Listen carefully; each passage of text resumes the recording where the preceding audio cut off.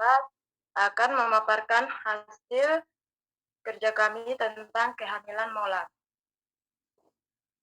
Saya atas nama Nelly Vina Ramunadang sebagai moderator sekalian sebagai pemateri kedua, dan atas nama Albriana Purnami Tangara sebagai pemateri pertama. Untuk mempersingkat waktu, saya akan mempersilakan Albriana untuk membacakan. Waktu dan kesempatan. Terima kasih atas waktu yang diberikan kepada saya. Yang pertama, pengertian kehamilan mola. Mola holidatidosa adalah jonjok korion atau korionik fili yang tumbuh berganda berupa gelembung-gelembung kecil yang mengandung banyak cairan sehingga menyerupai buah anggur atau mata ikan. Karena itu disebut juga hamil anggur atau mata ikan. B. Penyebab. Menurut Purwaningsih 2010, penyebab terjadinya mola hidatidosa adalah pembekakan pada sili atau degenerasi pada hidrofit dan proliferasi trofoblas. C. Tanda gejala kehamilan mola. Menurut Mocer 2005, terdapat beberapa tanda dan gejala pada mola dilihat dari keluhan dan beberapa pemeriksaan khusus obstetri yang dilakukan pada penderita. Bagian A, terdapat gejala-gejala hamil muda yang kadang-kadang lebih nyata dari kehamilan biasa. Kemudian kadang kala ada tanda toksinia gravidarum. Kemudian terdapat pendarahan yang sedikit atau banyak, tidak teratur, wanita tengguli tua atau kecoklatan seperti bumbu rujak. Kemudian pembesaran uterus tidak sesuai atau lebih besar dengan tua kehamilan seharusnya. Kemudian keluar jaringan mola seperti buah anggur dan atau mata ikan atau tidak selalu ada yang merupakan diagnosa pasti. Kemudian bagian G, muka dan kadang badan kelihatan pucat, kekuningan yang disebut mola atau mola fase. Dia tidak teraba bagian-bagian janin dan balotem dan juga gerakan janin. Selanjutnya pada materi kedua.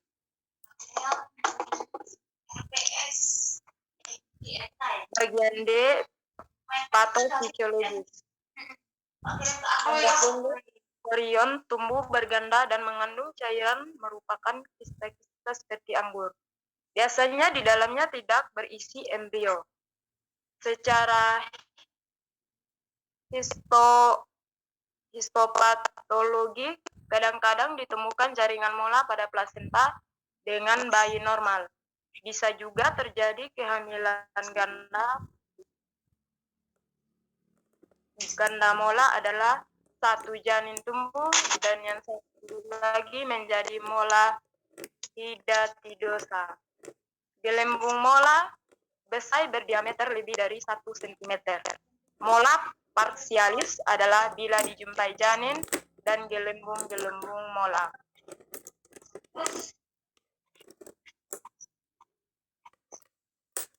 Adapun penanganan dari mola, yaitu yang pertama ada 3 tahapan. Pertama, perbaikan keadaan umum. Adapun perbaikan keadaan umum pada pasien mola hidatidosa, yaitu yang pertama ada koreksi dehidrasi, yang kedua melakukan transfusi darah bila ada anemia atau hemoglobin 8 gram persen atau kurang. Yang ketiga, bila ada gejala preeklamsia dan hiperemesis gravidarum, diobati sesuai dengan protokol penanganan di bagian obstetris dan ginekologi. Dan yang keempat, bila ada gejala-gejala tirotoksikosis, dikonsultasikan ke bagian dalam atau bagian dokter kehamilan. Yang bagian B, ada pengeluaran jaringan mola dengan cara uretasi dan histerekomi. Uretas pada pasien mola hidatidosa, yang itu yang pertama dilakukan setelah pemeriksaan persiapan selesai atau pemeriksaan darah rutin, kadar beta HCG dan forat, kecuali bila jaringan mola keluar cervicalis belum terbuka, maka dilakukan pemasangan laminaria dan kuretase dilakukan 24 jam kemudian. Bagian C, sebelum melakukan kuretase, sediakan darah 500 cc dan pasang infus dengan tetesan oksitosin 10 IU dalam 500 cc, dextrose 5%. Bagian D, kuretase dilakukan 2 kali dengan interval minimal 1 minggu. Bagian E, seluruh jaringan hasil korekan dikirim ke laboratorium PA. Bagian C, pemeriksaan tindak lanjut menurut Sujiatini 2009. Pemeriksaan tindak lanjut pada pasien mola hidatidosa meliputi yang pertama, lama pengawasan 1-2 tahun. Yang kedua, selama pengawasan, pasien dianjurkan untuk memakai kontrasepsi kondom, pil kombinasi, atau diafragma. Pemeriksaan fisik dilakukan setiap kali pasien datang untuk kontrol. Bagian 3, pemeriksaan kadar beta HCG dilakukan setiap minggu sampai ditemukan kadarnya yang normal 3 kali berturut-turut. Yang keempat, setelah itu pemeriksaan dilanjutkan setiap bulan sampai ditemukan kadarnya yang normal 6 kali berturut-turut. Yang kelima, bila telah terjadi remisi spontan atau kadar beta HCG, pemeriksaan fisik dan fototoraks dan semuanya normal, setelah 1 tahun maka pasien tersebut dapat berhenti menggunakan kontrasepsi dan dapat hamil kembali. Sekian dari hasil pemaparan materi kami. Kiranya teman-teman dapat memahami dan semoga bermanfaat. Waktu dan kesempatannya saya kembalikan kepada Ibu. Sekian dan terima kasih.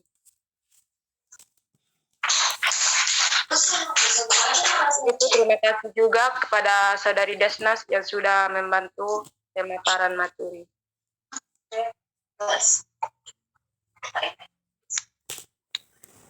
Jadi kehamilan mola ya.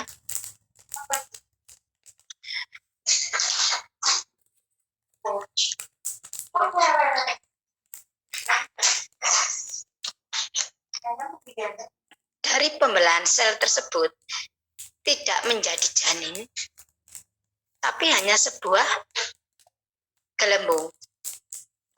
Nah, ada banyak faktor, atau faktor kurang gizi, atau faktor usia terlalu muda, atau faktor gen. Nah, kebanyakan orang-orang yang terkena mola nantinya dia akan terkena CA. Mungkin salah satunya itu adalah gen. Kayak gitu.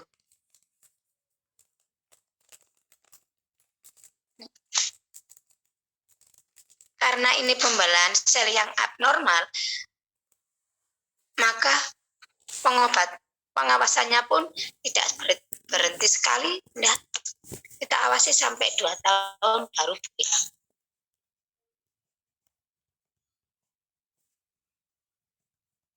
Mola. Nah, apa bahayanya? Bahayanya bila ada perdarahan. Tuh, ya.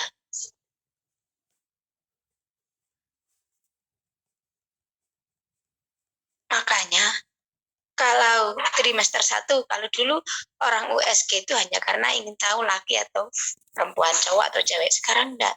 Trimester 1 fungsinya untuk mengetahui pertumbuhan, sehingga kita tahu isinya perut ini apa. Karena pada trimester 1 itu balut-men belum teraba. Nah, orang-orang kebanyakan periksanya nanti aja. Kehamilan saya ini loh tumbuh bagus. Buktinya membesar dengan bagus. Nah, karena ukanya melebihi normal. Kalau 12 minggu, 3 jari di atas simpisis. 16 minggu, setengah pusat simpisis. Tetapi mola di atasnya. Nah, kalau kita tidak ngerti, ya tidak melakukan pemeriksaan, anggapan kita bagus saja kehamilan ini, buktinya membesar. Ya enggak. Tahu-taunya perdarahan biur, perdarahan hebat, karena setiap gelembung-gelembung itu berisi cairan dan darah. Sekarang pembuluh darah. Ya kayak anggur persis. Nanti kalian akan ngerti kalau di rumah sakit ya. Tuh. Pecah, begitu itu pecah, maka akan perdarahan. Perdarahan inilah yang menyebabkan kematian. Tuh. Dulu saudara saya itu juga ada yang meninggal gara-gara mola. Tuh. Makanya hati-hati. Oh, kok kita palpasi? Oh, masih 16 minggu. Kalau 16 minggu itu sudah terbalut mendik. Kalau kita palpasi 16 minggu tidak terbalut men, kita harus tanda tanya ada apa ini. Balutmen itu pelentingan janin. Jadi kita raba gini, ya seperti kita ditebak begini, pasti akan kaget kaku. Nah, janin juga seperti itu. Begitu kamu pegang, maka dia akan melenting, seperti menghindar. Sudah ada rangsangan, itu umur 16 minggu sudah ketahuan. Tapi kalau 12 minggu belum teraba. Makanya kalau Mbak Dukun ngomong ini bobot, ini hamil 1 bulan. Itu kok canggih banget tangannya. Ya enggak, belum teraba. 12 minggu aja loh. Ada meraba. Baru teraba itu 16 minggu gitu. Oh iya, sudah teraba dikit gitu. Ya. Nah, makanya perlu pemeriksaan USG trimester 1 untuk mengetahui pertumbuhan janin. Takutnya yaitu mola. Besar biar perdarahan. Meninggal wis. Nah, mola sendiri ada 2 macam, komplit dan parsial. Komplit jauh udah bisa gelembung dok. Kalau parsial masih sebagian ada benihnya. Tapi sudah tidak tumbuh, boleh sudah black dead, ovum wis meninggal wis. Cuma sekedar gelembung amnion saja. Tuh ya. Nih. Sama. Tanda gejalanya tuh ya sama seperti orang hamil, amenore. Tanda-tandanya. Tidak ada pembesaran, tapi tidak terdengar DCC. Itu ya, menore. Nah, itu. Kemudian, bagaimana kalau sudah lahir, kalau sudah kita keluarkan, tidak boleh langsung hamil. Harus cek karena itu keganasan. Masuk ke dalam golongan keganasan. Jadi cek sampai turun HCG tersebut. Kalau titer HCG ini masih tinggi, berarti masih ada faktor keganasan di dalam tubuh ibu. Yo. Tuh. Ceknya kapan katamu tadi? 1 minggu sampai 3 kali, kemudian 1 bulan sampai 6 kali, terus 1 tahun. Nah, itu ya. Nih. Yes, sudah. Untuk mola cukup itu saja.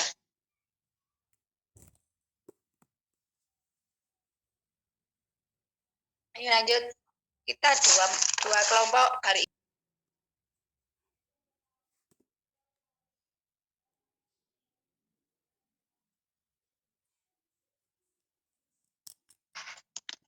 Baik, Assalamualaikum Ibu dan teman-teman. Saya atas nama Marlasti Rene Bulu dari kelompok 17.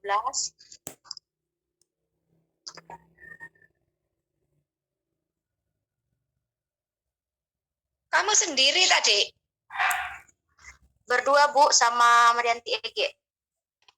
Siapa? Marnasti? Marlasti Irene Bulu. Sama? Marianti Ege.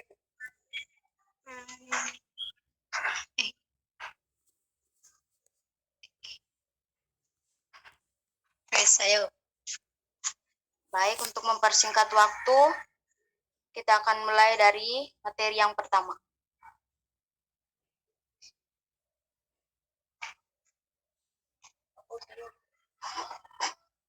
Enak. Pengertian hipoglikemia adalah gangguan kesehatan yang terjadi ketika kadar gula di dalam darah berada di bawah kadar normal. Hipoglikemia adalah komplikasi yang paling umum terjadi pada individu dengan diabetes.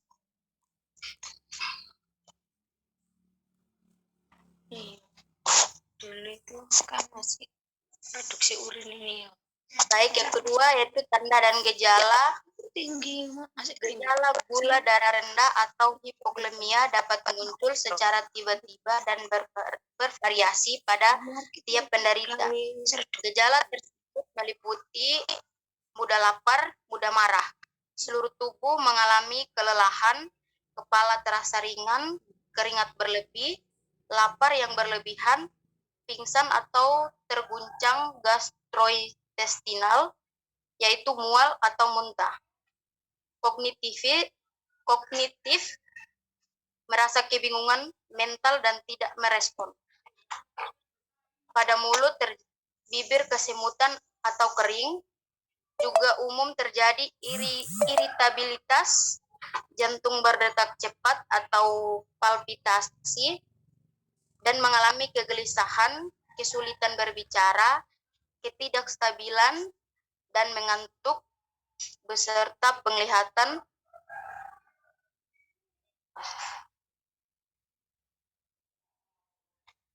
lanjut Beb.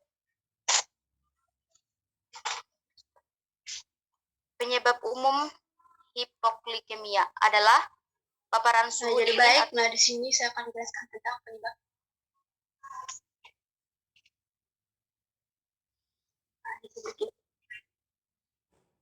Lanjut Beb, lanjut.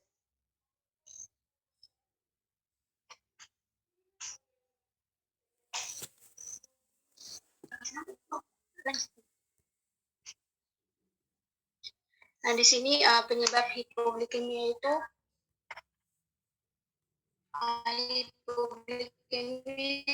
adalah paparan suhu dingin atau air dingin dalam waktu yang lama tanpa perlindungan yang cukup. Misalkan ada terlalu lama di tempat dingin, jatuh ke kolam air dingin dalam waktu lama,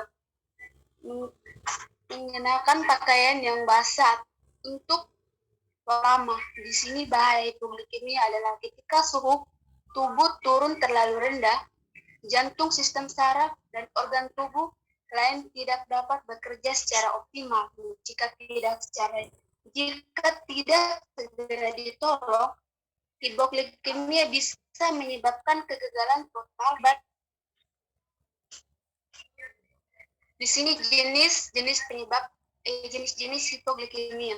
Yang pertama, terdapat dua jenis gula darah rendah non-diabetes. Yang kedua, hipoglikemia reaktif, yaitu gula darah rendah yang terjadi dalam beberapa jam setelah makan. Yang ketiga, hipoglikemia puasa, yaitu gula darah rendah yang tidak terkait dengan makanan. Nah, di sini penata laksanaan hipoglikemia. Hipoglikemia adalah keadaan saat glukosa darah mencapai Terdapat dua definisi dari hipoglikemia. Definisi tersebut adalah yang pertama, glukosa darah berada di tingkat lebih kecil dari 60 mmHg. Yang kedua, glukosa darah berada di tingkat lebih kecil 80 mmHg dengan adanya gejala klinis. Dan yang ketiga, hipoglikemia rendah terjadinya pada pasien diabetes mellitus atau adekuatnya asupan makanan dan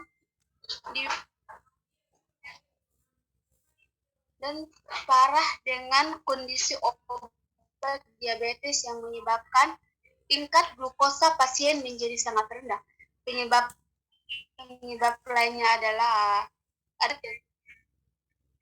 memang rentan hipoglikemia seperti insulin atau sulfonylurea.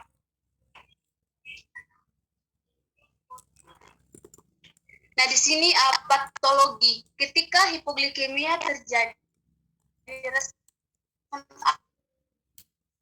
awal untuk insulin dari prakres, lalu produksi glukosa oleh prakres akan meningkat. Penurunan sekresi insulin dan peningkatan produksi glukosa akan pendekatan oleh hati dan diproses dengan peningkatan glikoneolisis serta glukosa genesis. Selanjutnya, epinefrin akan dihasilkan semakin banyak oleh kelenjar adrenal dengan menimbulkan bergerak efek terhadap sel otot, lemak, dan ginjal untuk menurunkan penularan glukosa dari tubuh. Jadi baik, saya kembalikan kepada moderator. Baik, sekian dari hasil presentasi kami. Jika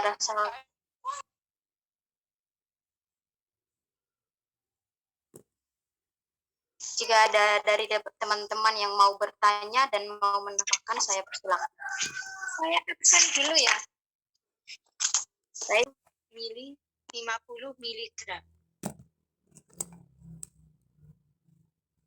Kalian pernah kelaparan? Pernah kelaparan enggak?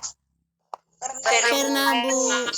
Pernah, Rasanya Ibu. pusing, gemetar, mual-mual gitu ya, toh?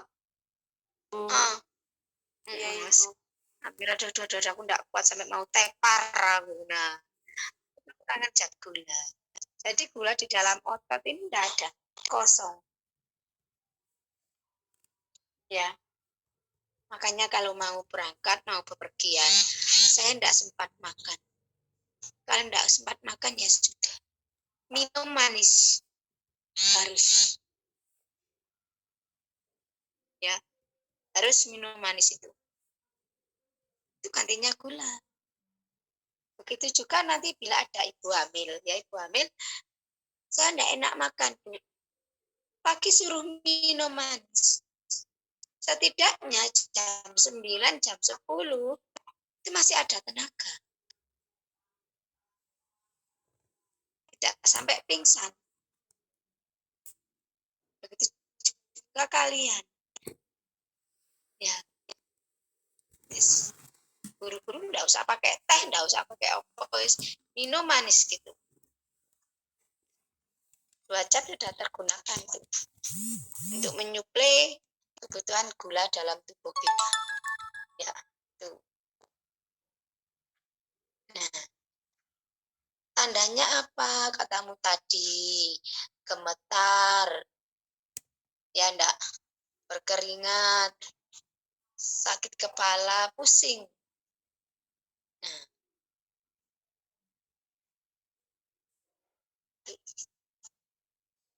apa hubungannya hipoglikemi, hipotermi, kemudian aspeksia sekunder pada bayi? Kita kan gadar maternal neonatal ya tuh. Masih coba sekarang saya tanya. Bayi itu loh kedinginan, terus meninggal. Nah, terus sesak, terus meninggal. Pertamanya cuma kedinginan. Karena dingin ya, maka bayi itu akan membutuhkan zat gula lebih tinggi. Karena kebutuhan zat gula tinggi, maka akan terjadi hipoglikemi. Nah, karena kekurangan zat gula dalam tubuh, maka akan terjadi aspeksia sekunder. Padahal waktu lahir itu nangis Bu, lahir itu war. Dapat 4 jam. Lama itu lirih, nangisnya tuh lirih. Nah, kemungkinan dari situ. Kenapa hipotermi kok bisa menyebabkan aspeksia sekunder dan kematian? Itu rentetannya seperti itu. Samping ada faktor lain. Habis lahir itu nangis, Bu. Terus nangisnya itu tinggi melengking, itu lain lagi. Mungkin dia terkena TIK, tekanan intrakranial. Nangisnya sudah beda. Jadi nangisnya hipoglikemi sama nangisnya TIK beda. Ya. Dulu saya cerita waktu itu Bro Kamah masih SPK dulu itu 6 bulan sudah suruh dinas deh. Jadi kuliah 6 bulan, SPK kan sama dengan SMA. 6 bulan sudah suruh ke rumah sakit. Nah, waktu itu ada bayi, apakah habis vakum, apakah kalah 2 lama. Nangis terus melengking. Nangisnya kok melengking gini ya, Bu? Besok diperiksa sama dokter anak. Dapat berapa jam, besoknya meninggal. TIK, tekanan intrakranial. Satu pasiennya kedinginan, nangisnya merintih. Ya, kayak kalian kekurangan tenaga tuh, itu hipoglikemi, ya.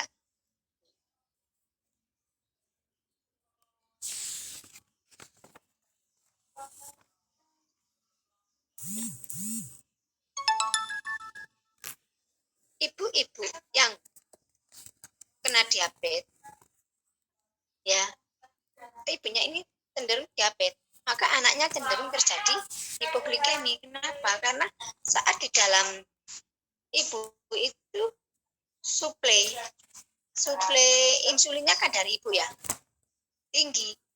Begitu dia lahir kan putus lah. Si janin ini belum bisa berfungsi dengan sempurna. Akhirnya kadar insulinnya rendah. Yes.